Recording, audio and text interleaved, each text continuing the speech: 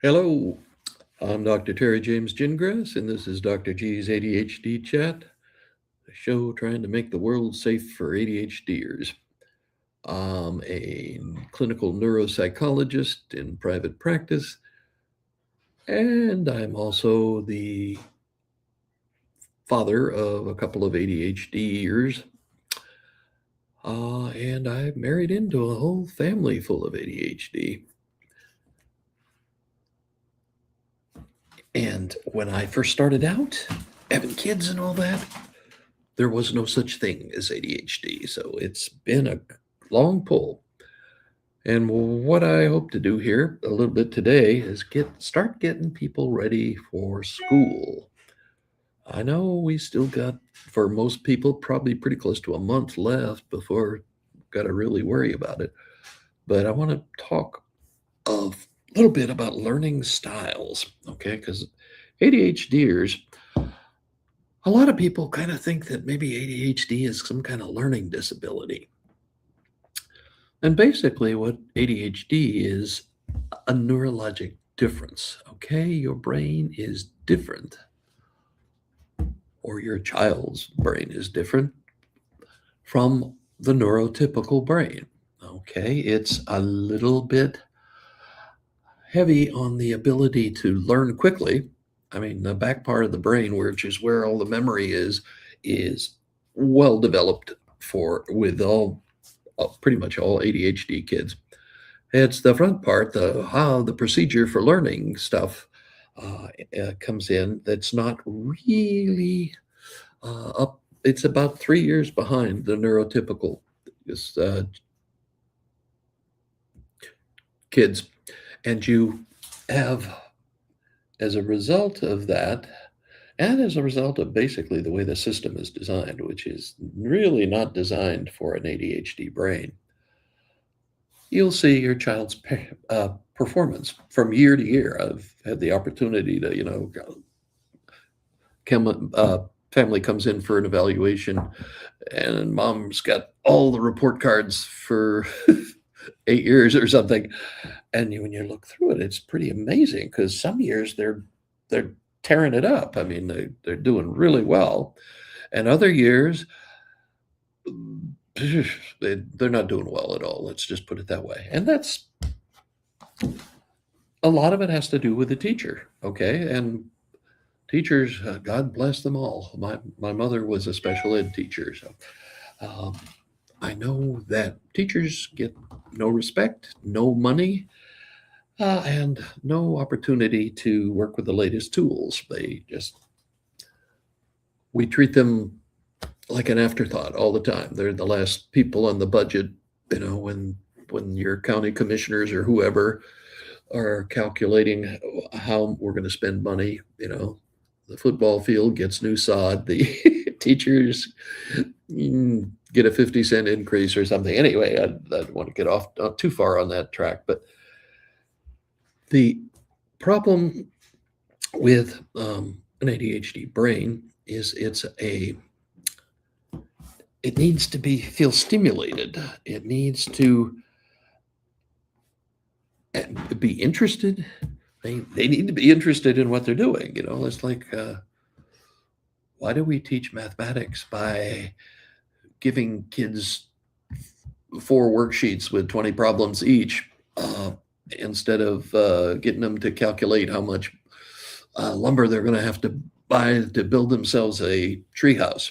I mean, one would be fun, and the other is like, oh God. And kiddos, as you probably well known, parents, or if you're an ADHDer yourself, you know that if it's not interesting, you have a hard time doing it. I mean, it is like pulling teeth, and it is no fun, and you just don't like it. So, I mean, ADHDers, they need novelty. They need something new, interesting, exciting, and all along, and they need some urgency. Um, that's why, in spite of, you can't have ADHDers in the military, they do really well in the military because, you make a mistake, Very likely somebody's going to die. And so that's urgency. And that also keeps them engaged in the whole thing. It's important. I got to do this right, because I'm going to, I'm retired Air Force, the military is famous for taking people who didn't quite blend in and turning them into good citizens. And partly it's the amount of attention to detail, required attention to detail. And it's my favorite learning application, a checklist. We use checklists all the time in the military. That's how the military takes guy who just barely made it through high school and turns him into an avionics specialist or a jet engine mechanic. Checklist, speed, procedures, do. This, do not deviate from your tech data kind of thing. And that's boring for some people, but for an ADHDer, it keeps him or her on task, and it is very, very helpful. And it also, there's a certain, that grabs your attention if you have to do it exactly the way it says I have to do it here. And like my first job in the military, I was a missile launch officer, missile ops, Minuteman ICBMs. My undergraduate degree was in journalism with a secondary in political science. I didn't study hydraulics. I didn't study electronics. Any of those hard science or engineering kind of things. But there I was in charge of a capsule underground with everything depended on, my ability to breathe depended on equipment. The diesel had to work, the diesel generator had to work, the fan had to work, all that stuff. And if it didn't, I was in big trouble. Checklists. That's what got me. I mean, I was great at following checklists and going from one to another and remembering where I had been and being able to go back to it and all that. So they really are helpful, and they really help people learn. Your kiddo will learn a lot by developing his own checklist for different procedures, how to do a paper, how to do a research paper, or something like that. Make it a checklist. Okay, so, what do we got? We need to have novelty, we need to have interest, we need to have some urgency and engagement. Okay, so one of the best things, if you can work it out, is to have them basically have a study buddy or somebody who's does well in the traditional academic environment, and basically they just do what the other guy's doing, and that is real helpful. I mean, that's, again, in the military, you go to a lot of professional schools.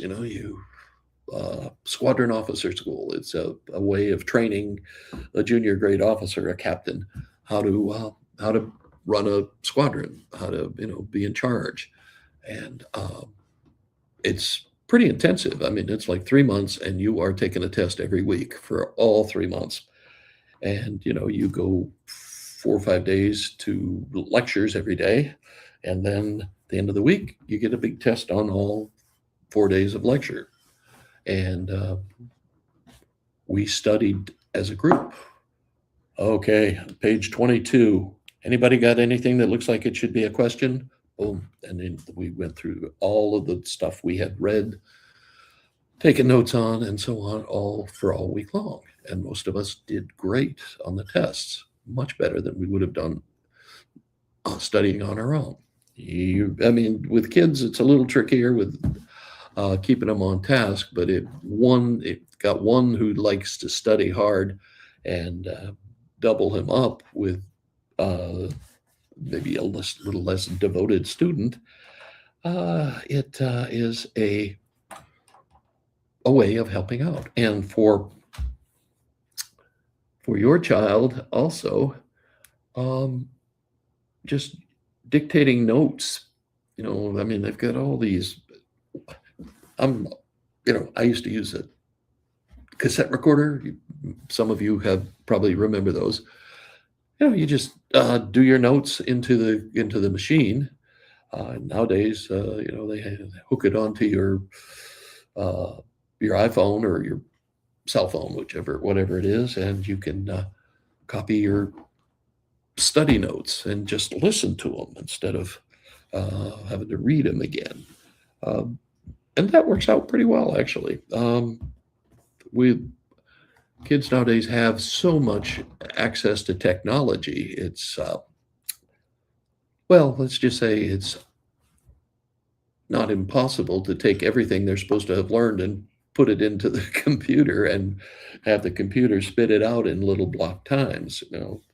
Uh, that would depend a lot on, you wouldn't want me to be your parent if you need somebody to do that because I'm not that good with technology, but I'm okay.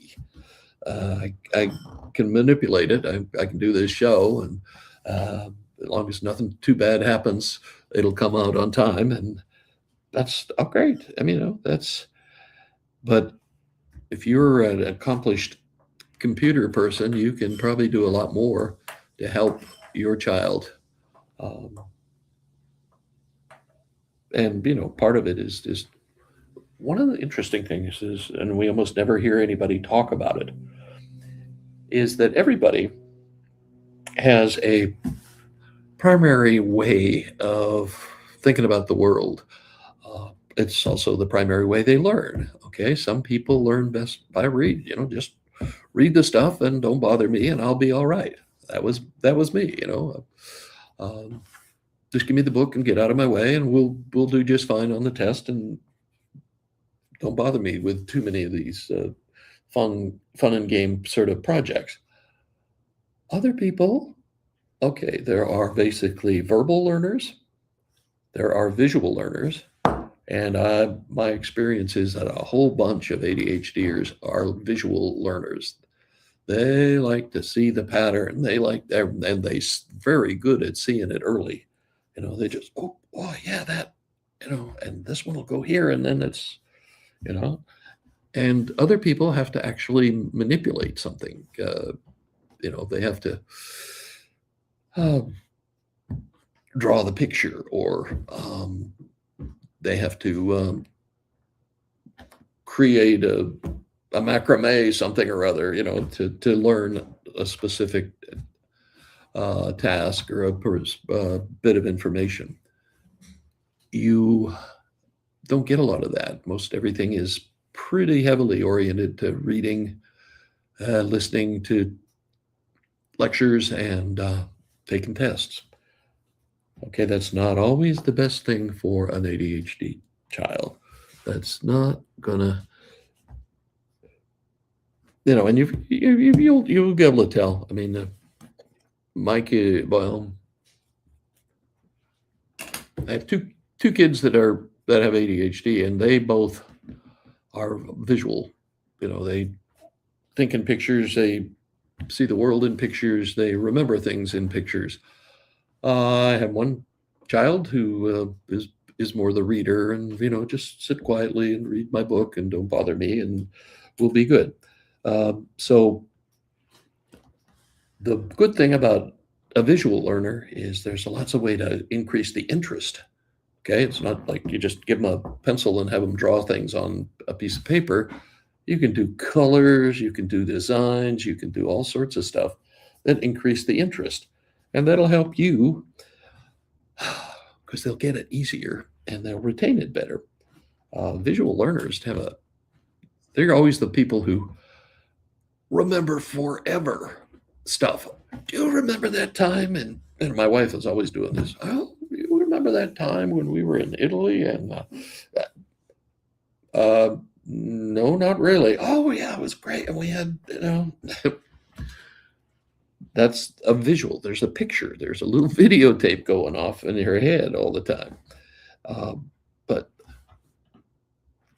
knowing your child is probably a visual learner, use that, a picture, a design, a step, uh, the steps in order with pictures instead of just written words. Those kind of things are really good. One of the things I'm not sure about this one, but you run into sometimes is, you get your kid, he's on his screen, whatever kind it is, although I think increasingly school systems are going away from using a lot of screens because it doesn't seem like kids learn as well when when you're just got your iPad or your whatever tablet you're using. Uh, it doesn't seem to sink in quite as well. Okay. The other thing is that if there you got them off by themselves, working, doing their homework, and half of it's on a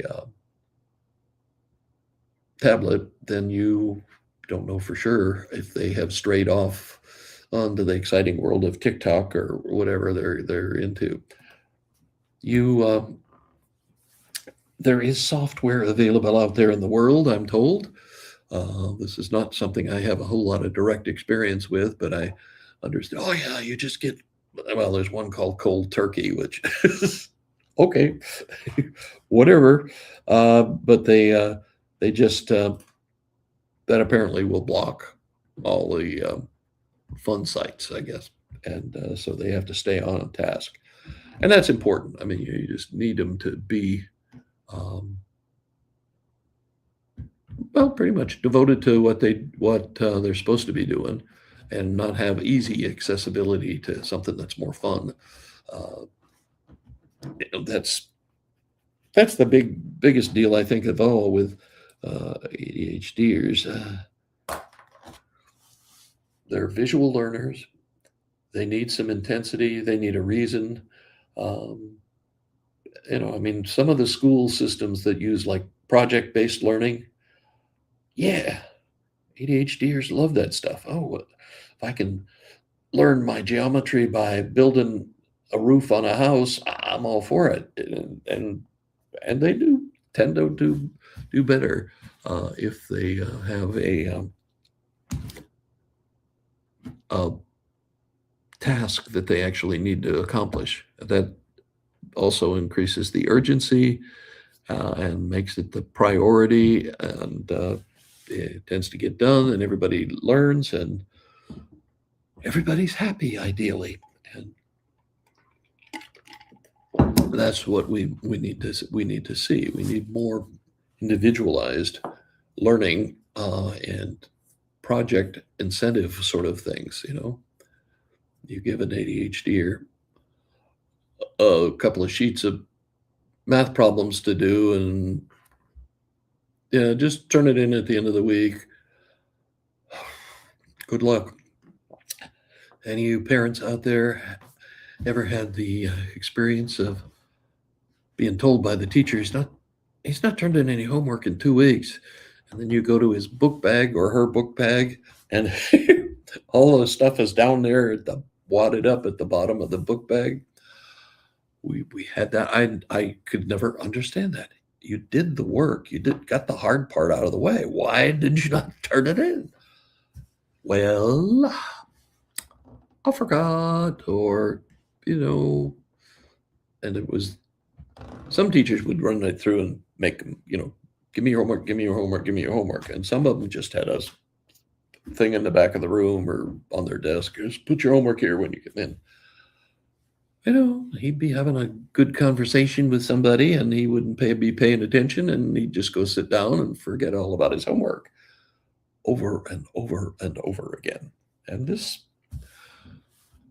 is, one of the things you've got to be thinking about is, okay, we need to give some assistance, but we don't have a traditional learning disability. We have a brain that has a little bit of trouble with some of the executive functions. It's all the stuff up in the frontal lobe of the brain, and it doesn't like to mess with time very much, and it has a horrible time keeping track of things, and it has a very what's called working memory, which is when you're supposed to remember to do something in a few minutes, or when you get upstairs, or when you get to your room, or whatever. And those things go away very rapidly. Uh, it's it's called working memory. It's sort of what I call the etch a sketch part of memory, because you know, if you're not familiar with an etch a sketch, it was a little tablet that kids used to play with, and you'd write on it and draw pictures, and then you pull the plastic thing up, and it would erase it, so you could do it again and do a different one. And that's the way working memory is. It's one of those things you don't want to remember it forever. You don't want in 2 years. You don't want to remember that you were supposed to pick up your socks in your room. Um, so it goes away. But in ADHDers, it goes away much faster. And I have had more than one parent come in and just be steaming about it. I told him to do this, this, and this, and this. And I get up in his room, and he's on his computer playing games, and he's only done one of them. And being angry doesn't help a darn thing. And being angry, matter of fact, makes it, then they start to become defensive. Then you have single-handedly increased the potential for lying to become an issue. He really did forget, or she really did forget. They did the one thing, and then they saw their computer, and then they thought, I haven't been on TikTok in a long time. I keep saying TikTok, I don't know, because that's what I think of when I think of kids on the computers. But anyway, or maybe I'll play my video game, and the rest of the other two things that you wanted, like put your clothes in the dresser or whatever, they ceased to exist. It's not like he really, I don't want to do that. I'll do the other instead. Nah, he really lost it. It went away. It no longer existed for him. And you really have to, we keep saying, oh, ADHD is a neurologic condition. That means that it has got nothing to do with willpower, and it's got nothing to do with being good or bad. It just means that your brain is not doing a lot of the things that other people's brains do. And your kid will be about, like I said, about 3 years behind in some areas, in some cognitive skills, compared to his peer group. And it's nothing you did wrong. It's nothing he did wrong or she did wrong. It's just the way the condition presents itself. Okay. I have strayed. I've still got some more stuff that we can talk about. Probably next time we'll do another session on getting ready for school. But I want to remind you that you can ask me questions, put in some questions, ask me anything you want to know about ADHD or brains in general. And my website is terrygingrassphd.com. You can go there and sign up for my newsletter, which I cover different stuff from what I'm covering in the podcast. And also you can sign up if you think you need some coaching. Do a fair amount of coaching I've done a lot of adults and a lot of executives and families. So if you want to sign up for something like that, that's be more than happy to talk to you and see if we can work something out. And I'm going to be starting a blog pretty soon, which will be, it's a little different than a newsletter, or certainly a lot different from a podcast. But anyway, so let me know if there are any areas you'd like me to cover, any topics you'd like me to discuss. because you know, I'm in this game for the long haul. I've been already got about, well, a lot of years in it, a lot of decades in it.